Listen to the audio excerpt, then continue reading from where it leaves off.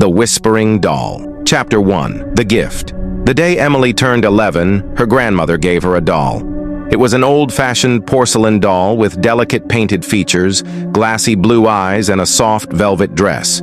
Its golden curls were slightly frayed, and the edges of its dress were worn. "This doll has been in our family for generations," her grandmother whispered, pressing the doll into Emily's hands. "Take care of her, and she will take care of you." Emily wasn't sure what to make of it. She had always preferred books over dolls, but something about this one was different. It felt almost warm in her hands, as if it were alive. She named it Lillian and placed it on the shelf above her bed.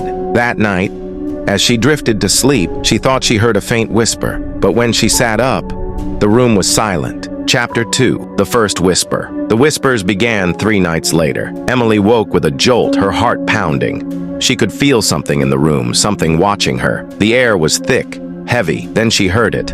A soft, lilting voice. "Emily, wake up!" she gasped, her eyes darting to the shelf. Lillian sat motionless, her painted lips barely parted. "Be careful tomorrow," the whisper came again. "Stay away from the road." Emily's skin prickled.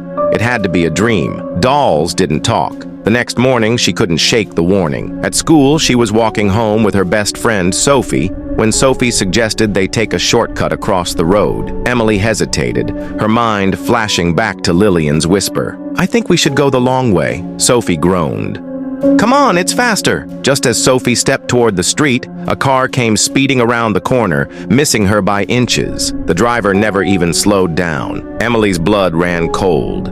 Lillian had warned her. Chapter 3. Secrets of the Dead. That night, Emily sat on her bed staring at the doll. You saved me," she whispered. Lillian didn't move, but Emily could feel something in the air. A presence. She swallowed hard. "How do you know these things?" For a long moment, silence. Then, ever so softly, "I hear them, the ones who are gone. They whisper to me." Emily's throat tightened. "The dead?" "Yes," Lillian whispered. "They see what others don't. They try to warn the living, but no one listens." A shiver ran down Emily's spine. From that night on, the whispers came more frequently. Sometimes they were small things, warnings about slippery floors, hints about where Emily had left her lost book. But other times, they were more chilling. "Don't go to the lake tomorrow. Tell Mrs. Wilkins not to stay late at the store." Emily obeyed every warning, and each time she saw the truth unfold. A storm hit the lake, nearly drowning a group of swimmers. Mrs. Wilkins left early and avoided a break-in. People started noticing how Emily seemed to predict danger. Her parents thought she was just intuitive. Sophie joked that she was psychic, but Emily knew the truth. Chapter 4. The Darkest Warning. One night, Lillian's whispers came in a frantic rush. "Emily, you are in danger." Emily sat up, her breath quickening. "What do you mean?" "Something is coming. Someone. You must leave your window locked. You must not answer the door after dark." A lump formed in her throat. Who? Who is coming?" But Lillian only whispered, "Trust me." Emily barely slept that night.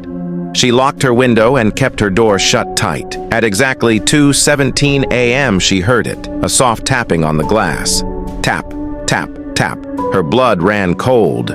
The curtains were drawn, but she could feel something, someone, on the other side. Then, the handle of her window rattled. Emily bit her lip to keep from screaming. She reached for Lillian, clutching the doll close. The rattling stopped. The next morning, the news reported that a man had been caught breaking into houses in their neighborhood. He had a history of kidnapping children. Emily's stomach twisted.